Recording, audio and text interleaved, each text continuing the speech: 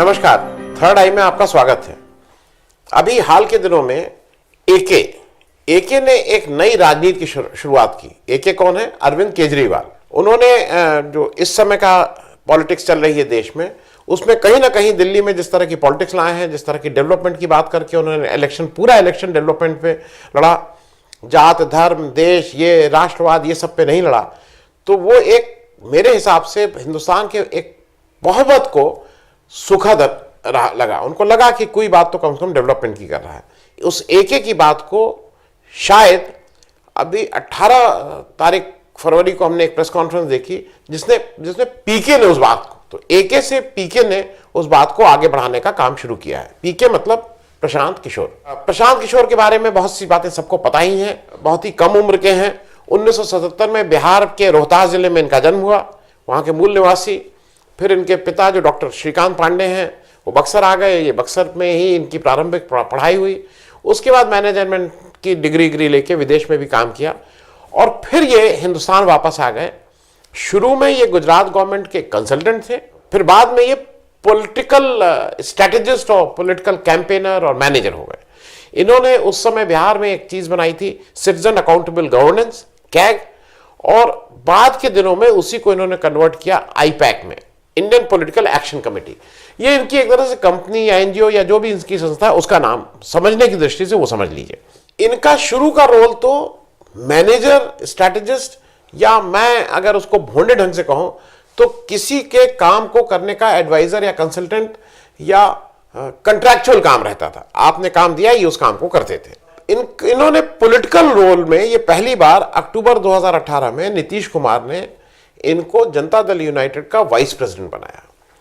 और उस समय ऐसा लग रहा था कि प्रशांत किशोर की बहुत ताकत है जनता दल यू में, और एक तरह से वो नीतीश कुमार के सक्सेसर के रूप में वहां प्रोजेक्ट किए जा रहे थे। लेकिन बीच के दिनों में कुछ ऐसा हुआ कि 29 जनवरी 2020, मतलब करीब 13, 14, 15 महीने के बाद इनको नीतीश कुमार ने पार्टी से निकाल दिया। 29 जनवरी को पार्टी से निकाला और 18 फरवरी को, मतलब उसके करीब 20 दिन बाद ही, प्रशांत किशोर ने पटना में अपनी प्रेस कॉन्फ्रेंस करके अपने आगे का अब उनकी क्या रणनीति होगी उसके बारे में लोगों को जानकारी दी। आगे बढ़ने से पहले मैं कुछ चीजें आपको बता दूं। मैंने प्रशांत किशोर के ऊपर एक एपिसोड 36 किया था, एपिसोड नंबर 36, और मैं आज भी और उस समय भी मुझे हरदम ये लगता है कि जो मैनेजर आके पॉलिटिकल आदमी को मतलब पॉलिटिक्स दिखाते हैं, समझाते हैं, वो मेरे हिसाब से अनुचित है। मैनेजर स्ट्रैटेजिस्ट हो सकता है, मैनेजर वोट कैसे डालें, वोट कैसे लाएं, ये हो सकता है, पर मैनेजर अगर पॉलिटिकल लीडरशिप को किनारे करते हैं तो वो मेरे हिसाब से अनुचित था। और इसीलिए मैंने उस एपिसोड 36 में प्रशांत किशोर के इस रोल के बारे में मैं थोड़ा मतलब जो मुझे ठीक नहीं लगा था। अभी क्या है कि बिहार में नवंबर 2020 में इलेक्शंस हैं, और ये इलेक्शन मेरे ख्याल में भारतीय जनता पार्टी के लिए डू और डाई टाइप है। क्योंकि अगर वहां पे इस समय जितना कॉन्फिडेंट थी, बीजेपी बिल्कुल कॉन्फिडेंट थी कि बिहार में अब कोई दिक्कत ही नहीं है, नीतीश कुमार उसके साथ हैं, ऑपोजिशन में कोई है ही नहीं, जो लालू हैं वो जेल में हैं, बाकी लोगों की आपस में इतने झगड़े हैं, तो वर्चुअली वॉकओवर था। लेकिन सिर्फ एक व्यक्ति से, प्रशांत किशोर के आने से वहां कहीं ना कहीं कुछ दिक्कत हो गई है। मैं ब्रीफली प्रशांत किशोर की कुछ सफलताएं और असफलताएं भी आपको गिना दूं। इनकी सबसे पहली सफलता, इनको 2011 में जब मोदी जी ने हायर किया तो 2012 में मोदी जी को तीसरी बार इन्होंने इलेक्शन जिता के गुजरात का चीफ मिनिस्टर बनाया था। उसके बाद 2014 में मोदी जी इनकी सर्विसेज हायर की, और जिस तरह से 2014 का कैंपेन हुआ और मोदी जी को इन्होंने फिर प्रधानमंत्री भी बनते हुए हम सबने देखा था। उसके बाद इनकी मोदी जी से तो कुछ, या भाजपा से क्या कहिए, या मोदी जी जो भी थे उनसे अनबन हुई और ये भाजपा का साथ छोड़ दिए या मोदी जी का साथ छोड़ दिए। 2015 में इन्होंने बिहार में, क्योंकि इनका गृह राज्य था, नीतीश कुमार, लालू और कांग्रेस के बीच एक गठबंधन की बात हुई, उसको मैनेज किया और वहां पे इस गठबंधन की ठीक से सीटें आई और वो जीत गया। उसके बाद ये 2017 में पंजाब में इन्होंने कैप्टन अमरिंदर सिंह से बातचीत करके वहां पे इन्होंने काम किया, उनके स्ट्रैटेजिस्ट बने, और फिर पंजाब में कांग्रेस की सरकार कैप्टन अमरिंदर सिंह के नेतृत्व में बनी। मैं ये भी आपको बताता चलूं कि जैसे कुछ लोग कहना है ना, केवल जीतते हुए खिलाड़ी के ऊपर ये दांव लगाते हैं, उस पर भी हम आएंगे। 2019 में आंध्र प्रदेश में मोरलेस उससे पहले सर्टन था कि चंद्रबाबू नायडू ही आएंगे, लेकिन वहां जगन रेड्डी जो थे उनकी प्रजा संकल्प यात्रा करवाई, उनकी स्ट्रैटेजी की और वो प्रचंड बहुमत से जगन रेड्डी आंध्र प्रदेश विधानसभा में सत्ता पे काबिज किए। फिर 2020 में इन्होंने आम आदमी पार्टी को मैनेज किया, उसके दिल्ली इलेक्शंस को मैनेज किया। एक समय ऐसा लग रहा था कि बीजेपी के राष्ट्रवाद और बीजेपी के हिंदू पाकिस्तान और इस तरह की बातों में जोर से बटन दबाओ और करंट कहां पहुंचेगा, जब पूरे लोगों का जोर लगा हुआ था तो ऐसा लग रहा था कि शायद आम आदमी पार्टी इनके सामने खड़ी नहीं हो पाएगी। अब जो भी कहें, आम आदमी पार्टी को जिताने में शायद इनकी भी एक अहम भूमिका रही थी, इनकी स्ट्रैटेजी की, और वो कहीं कहीं परिलक्षित भी होता था। जैसे शायद ऐसा लगता है कि उन्होंने ही अरविंद केजरीवाल से कहा था। अरविंद केजरीवाल गुस्सा होना छोड़ दिए थे, अरविंद केजरीवाल हरदम हंसते रहते थे, अरविंद केजरीवाल रिएक्ट नहीं करते थे। ये सब चीजें शायद कहीं ना कहीं स्ट्रैटेजी में उनको समझाई गई थी। जहां तक काम की बात करें, इनके मतलब जिसको कहते हैं कि how is earning is bread, वो मेरे ख्याल में इनके पास काम बहुत है। 2021 के इलेक्शन में तमिलनाडु में स्टालिन ने इनको डीएमके के लिए हायर किया हुआ है, ममता बनर्जी ने, तृणमूल कांग्रेस ने वेस्ट बंगाल के इलेक्शन 2021 के लिए हायर किया हुआ। तो मुझे लगता है काम की, जहां तक इनकी रोजी रोटी का सवाल है, वो इनको दिक्कत नहीं है। इनकी एक असफलता और वो उत्तर प्रदेश में थी। 2017 में यूपी में इन्होंने कांग्रेस की स्ट्रैटेजी को संभालने का काम किया था और कई नए नए इन्होंने स्लोगन किए थे। जैसे 2014 में चाय पे चर्चा करके इन्होंने उसको पॉपुलर बनाया था। यूपी के विधानसभा 2017 इलेक्शन में खाट पर चर्चा, फिर उन्होंने यूपी के लड़के राहुल गांधी और अखिलेश यादव के लिए इस तरह की बातें की थी। लेकिन यूपी में कांग्रेस की बुरी हार हुई थी। वो बुरी हार हो सकता है, मतलब इनकी स्ट्रैटेजी भी गड़बड़ हो सकती है, लेकिन उसका एक बेसिक कारण जो इनके लोग कहते हैं कि जब इन्होंने कांग्रेस से ये सब बात की थी और जो टोटल जो कंसल्टेंसी दी गई थी, उसमें एक अहम काम प्रियंका गांधी को as chief minister candidate project करने का भी था, और वो कांग्रेस लास्ट मिनट तक नहीं कर पाई। और कुछ लोगों का ये, जो इनके समर्थक, उनका कहना यह है कि अगर किसी रोगी को आप पूरी दवाई नहीं देते हैं तो वो रोगी ठीक नहीं होगा। खैर, अब इन्होंने जब प्रेस कॉन्फ्रेंस अभी 18 फरवरी को की है इससे निकलने के बाद, तो इन्होंने ये बात अब राजनेता की तरह की है और इन्होंने एक नया कंसेप्ट शुरू किया है, बात बिहार की। इन्होंने कहा है कि अब हम बात बिहार की करेंगे।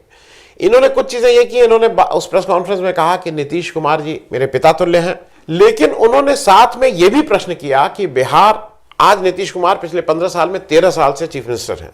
उन्होंने कहा कि आज से 15 साल पहले जब नीतीश कुमार पहली बार चीफ मिनिस्टर बने थे तो बिहार बहुत से पैरामीटर्स पे, बहुत से मानकों पे हिंदुस्तान का सबसे पिछड़ा हुआ राज्य था।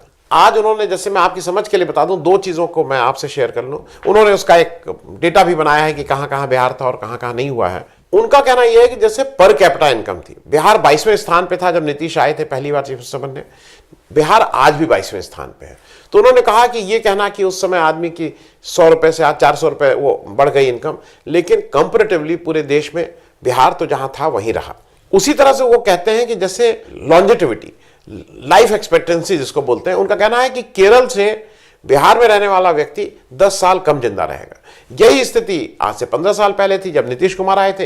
इनका कंट्रीब्यूशन उसमें क्या है, एक वो बेसिक मूल बात को बार बार एम्फसाइज कर रहे हैं। उनका कहना यह है कि नीतीश कब तक अपने शासन को लालू के शासन से कंपेयर करके बात करते रहेंगे। भाई, आप 13 साल से आप सत्ता में हैं, अब आप बार बार ये नहीं कह सकते हैं कि लालू का शासन बुरा था या चारा घोटाला था और इस वजह से मैं उनके लिए वजह से वोट दीजिए। उनका कहना है कि अगर आपको बिहार को उसका उचित स्थान देना है, उसका मान सम्मान दिलवाना है, तो आपका कंपैरिजन आप अपने को गुजरात, महाराष्ट्र और कर्नाटका से कंपेयर करना शुरू कीजिए, तभी इस मतलब बिहार राज्य का कुछ आगे बढ़ा हो सकता है। वो बेसिकली मुझे ऐसा लग रहा है कि वो नैरेटिव बदलने की कोशिश कर रहे हैं। प्रशांत किशोर इस समय नैरेटिव, इलेक्शन का नैरेटिव बदलने की कोशिश कर रहे हैं। जैसे अमित शाह जो हैं, वो मूल रूप से अगर आप देखिए तो वो मैनेजर है। वो चूंकि मोदी जी के बाद खास है, इसलिए वो आप कह सकते हो पॉलिटिक्स भी करते हैं, उनको वो एक एक्स्ट्रा एडवांटेज है, लेकिन मूल रूप से वो मैनेजर है, स्ट्रैटेजिस्ट है। अब उनके मुकाबले प्रशांत किशोर एक पढ़ा लिखा, जिसने मैनेजमेंट की पढ़ाई की है, जिसका विजन बड़ा है, जिसने दुनिया देखी है, वो स्ट्रैटेजिस्ट भी हैं, मैनेजर भी हैं, और अब वो अगर पॉलिटिक्स में उतर रहे हैं तो मुझे लगता है कि अब अमित शाह या बीजेपी के लिए अब थोड़ी मुश्किल जरूर होंगी, क्योंकि अब इन लोग क्या कर रहे हैं, ये चुनाव को डेवलपमेंट के आधार पर वोट करने की बात कर रहे हैं, न कि जात धर्म के आधार पर। ये बार बार एक कह रहे हैं कि बिहार का रोड मैप क्या है डेवलपमेंट का। वो बार बार एक चैलेंज अब शुरू किए हैं कि बिहार के डेवलपमेंट के मुद्दे पर कोई भी आदमी कभी भी आके मुझसे डिबेट करे, हम लोग इस पर चर्चा करें कि बिहार का वो कैसे होगा। और बात वो यहीं तक नहीं छोड़ रहे हैं, वो ये कह रहे हैं कि अगर बिहार के डेवलपमेंट के लिए नीतीश कुमार या सुशील मोदी भी आगे आते हैं तो मुझे कोई उससे दिक्कत नहीं है, आके लीड करें, बताएं कैसे करेंगे। अब वो बात, उन्होंने एक नया जो चीज शुरू की बात बिहार की, इसमें वो लोगों को जोड़ने की बात कर रहे हैं। बेसिक ग्राउंड लेवल पे वो अपने उस नेटवर्किंग या अपने उस ऑर्गेनाइजेशन को बनाने की कह रहे हैं। अभी वो ये नहीं कह रहे हैं कि वो कोई पॉलिटिकल पार्टी करेंगे, इस ऑप्शन को वो अभी अपने पास ही रखे हुए हैं। उनका कहना है कि अगले 100 दिन में मैं बिहार में 1 करोड़, मतलब 100 दिन में 100 लाख व्यक्तियों को अपने से मैं जोड़ने का काम करूंगा, जो बात बिहार की करेंगे और जो ये देखेंगे कि अगले 5 साल या 10 साल में बिहार कैसे डेवलप करता है। उनका कहना यह है कि आज उनके वेबसाइट जो है उस पर 2,90,000 लोग ऑलरेडी उनसे जुड़े हुए हैं, और ये वो कह रहे हैं कि पिछले मैं 1-1.5 साल से काम कर रहा हूं। वो ये भी कह रहे हैं कि मैं मार्च तक इसको 10 लाख करूंगा, और अभी जो 2,90,000 लोग हैं उसमें उनका कहना है कि ये पार्टी विशेष नहीं है जो भी डेवलपमेंट की बात कर रहा है। वो कह रहे हैं इसमें से करीब 30% लोग ऐसे हैं जो भाजपा को जिन्होंने वोट दिया था, और वो इसको बार बार ट्रांसपेरेंट करने के लिए ये भी कह रहे हैं कि ये वेरीफाइड लोग हैं। आप जब इनकी साइट पे जाएं तो इनका नाम, पिता का नाम, गांव, मतलब सब कुछ है। जैसे अदरवाइज अभी तक हिंदुस्तान की जो पार्टीज हैं वो बोलती है ना कि मैंने 1 करोड़ कर दिया, कोई कहता है मैंने, मेरे मेंबरशिप 11 करोड़ है, जो जो क्लेम करते हैं, पर वो और वो उस रोड मैप को कहीं ना कहीं आपको बताने की भी, जस्टिफाई कैसे करेंगे इसका रोड मैप भी बताते हैं। उनका कहना है कि करीब 8,406 पंचायत हैं, 45,000 गांव हैं बिहार में, और वो कह रहे हैं कि कम से कम हर पंचायत में मिनिमम 1,000 व्यक्तियों को हम अपने इस बात बिहार की डेवलपमेंट प्लान से जोड़ने की बात कर रहे हैं।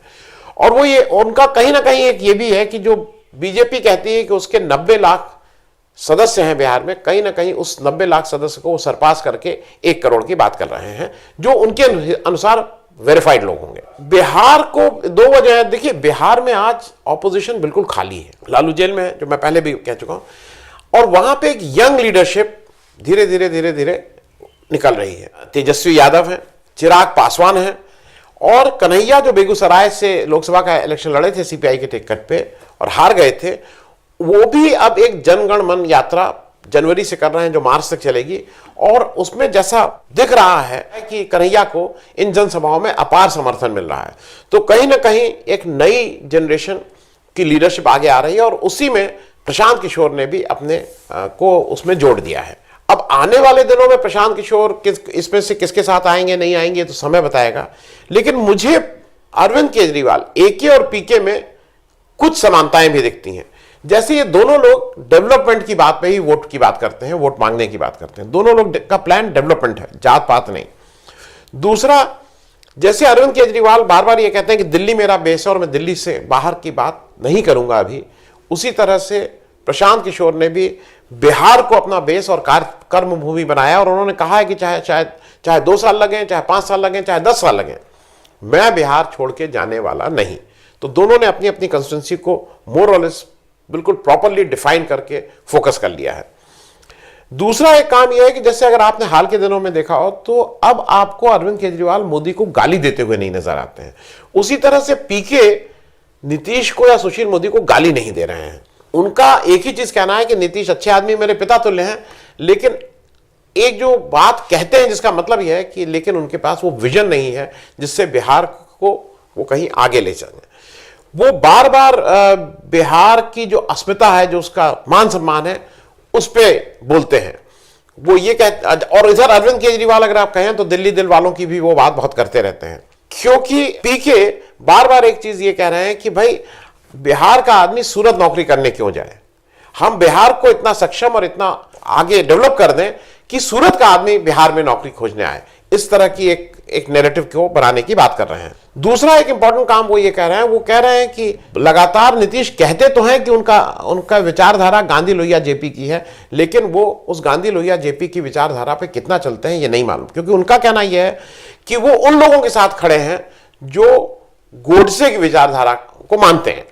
उनका कहना यह है कि भाई जिन्होंने गोडसे को आज की तारीख में मंदिर बन रहा है, गोडसे की बारे में प्रशंसा की जा रही है पार्लियामेंट के अंदर, वो ऐसी विचारधारा के लोगों के साथ नीतीश क्यों खड़े हैं। और इसमें कुछ लोगों ने मतलब एक आया है अभी बीजेपी की तरफ से कि जब ये बीजेपी के साथ 2014 में या 13 में या 12 में मोदी जी के साथ थे तब उनको याद नहीं आया था। लेकिन मैं इसको एक चीज ये समझता हूं, मैं कोई डिफेंड करने के रूप में नहीं कह रहा हूं। अगर कोई आदमी अपनी नौकरी कर रहा है, अपनी आजीविका चला रहा है, तो वो तो उनका काम था। वो तो बीजेपी ने उनको एक ठेका दिया था कि भाई ऐसे ऐसे करके मेरे चुनाव को आप संचालित करें, वो उन्होंने काम किया था। आज लेकिन जब पॉलिटिक्स में आ रहे हैं, जहां वो नेता बन के नेतृत्व करने की बात खुद कर रहे हैं, तो अगर ये डिफरेंस है तो मेरे लिए ये एक बहुत सुखद बात है। वो कहीं ना कहीं नीतीश जैसे नीतीश की जो स्टाइल है, मैं नीतीश कुमार को उसके पहले से जानता हूं, जब वो पहली बार भाजपा के साथ गए थे। मुझे बिल्कुल ठीक से याद है जसलोक बंबई का वो अस्पताल जहां पे जॉर्ज फर्नांडिस जब उनके सिर में चोट आई थी उसका ऑपरेशन करा के लिए थे। नवंबर 1995 की बात है। नीतीश कुमार, जय जेटली, मैं और जॉर्ज साहब उस कमरे में थे जहां पे इस पे लेके काफी वो हो रहा था कि भाई बीजेपी के अडवाणी हम लोगों को उनकी जो राष्ट्रीय अधिवेशन था उसमें बुलाया जा रहा है। और फिर जॉर्ज ने अंतोगत्वा ये कहा था ठीक है तुम जाओ। और नीतीश जो पहली बार बीजेपी के जो मंच पे चढ़े थे तो वो नवंबर 1995 में उनके राष्ट्रीय अधिवेशन में मुंबई में चढ़े थे। और ये यात्रा प्रशांत किशोर कहते हैं 15 साल पुराना साथ है, नहीं, बीजेपी के साथ नीतीश का साथ करीब 25 साल पुराना अब हो गया है। नीतीश एक जो पीके के खिल्ले उड़ाते हैं, वो जैसे कहते हैं ट्विटर से क्या होगा, तो नीतीश अब पीके का साफ साफ जवाब है कि भाई नीतीश अगर ये मानते हैं कि आज का युवा ट्विटर को ना देखे, फेसबुक को ना देखे, तो नीतीश की राय है, लेकिन युवा तो इसके साथ ही चलेगा। और साथ में वो ये भी कहते हैं कि नीतीश अपने जब बात होती है तो ट्विटर पे को यूज करते हैं, लेकिन जब बिहार की बात आती है तो कहते हैं नहीं ट्विटर से क्या होगा। फिर नीतीश कहते हैं कि ये इंटेलेक्चुअल लोग हैं, इन लोगों से क्या। तो इसको भी पीके कहते हैं कि हिंदुस्तान का जो सबसे बड़ा इंटेलेक्चुअल चाणक्य हुआ वो बिहार से था। आज वो बार बार इस बात को एम्फसाइज करते हैं कि सबसे ज्यादा आईएएस या सबसे ज्यादा सेवाओं में जो बिहार के लोग हैं उसकी बात को भी वो कहते हैं। उसके बाद वो ये कहते हैं कि अगर कोई इंटेलेक्चुअल है तो ये उसकी डीमेरिट कैसे हो सकती है। उनके ऊपर अब हमला किया जा रहा है कि वो पॉलिटिकल टूरिस्ट हैं। अगर वो पॉलिटिकल टूरिस्ट हैं तो इस तरह के से पॉलिटिकल टूरिस्ट हर पार्टी में आपको बहुत ज्यादा लोग मिलेंगे। एक बात जो वो नीतीश के लिए कहते हैं कि भाई वो ये कहते हैं कि मुझे कष्ट होता है जब ये पिछलग्गू बन के काम करते हैं। और इसके रेफरेंस में वो बोलते भी हैं कि सेंट्रल गवर्नमेंट ने, मतलब बीजेपी की सरकार ने इनको, नीतीश को कुछ नहीं दिया। वो एक उदाहरण भी देते हैं कि यहां तक कि पटना यूनिवर्सिटी को सेंट्रल यूनिवर्सिटी बनाने के लिए नीतीश पिछले 4-5 साल से लगे हुए हैं, लेकिन वो फाइल आज तक जहां की तहां पड़ी हुई है। मैं इसको खत्म करने से पहले 2-3 बातें कर दूं। सबसे पहले जो उनका सपना है प्रशांत किशोर का, वो मुझे तो अच्छा लगता है। वो बात कहते हैं कि अगले 10 साल में वो बिहार को देश के पहले 10 राज्यों में लाने का उनका सपना है। और वो कहते हैं कि मेरे पास इसका रोड मैप है, और जो आपसे शेयर भी कर रहे हैं। ये अच्छी बात है कि अगर डेवलपमेंट की बात कोई कर रहा है। दूसरा, वो गांधी के पद चिन्हों पर चढ़ने के लिए बिल्कुल इस समय दृढ़ संकल्प दिखते हैं, जो मेरे लिए बहुत सुखद है।